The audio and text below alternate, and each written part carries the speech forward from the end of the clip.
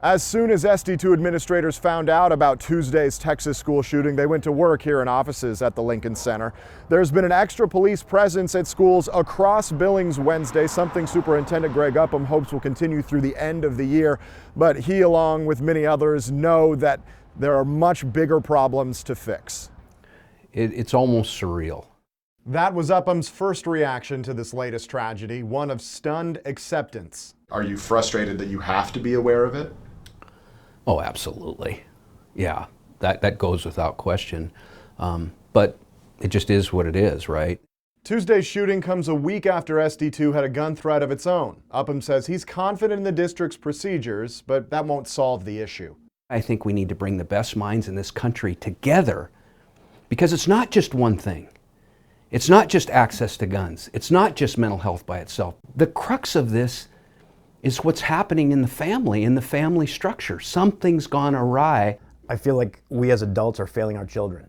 Dr. Eric Arzubi is a child and adult psychiatrist based in Billings, but before Montana, he lived 30 minutes away from Newtown, Connecticut, where 20 children were killed on December 14, 2012 at a mass shooting at Sandy Hook Elementary School. The cry for help in some way really grew louder as time went on.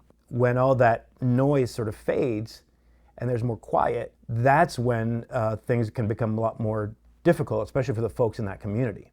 Right now, many parents are wondering what they should tell their kids about this latest tragedy, or even if they should. Arzubi says yes, no matter their age.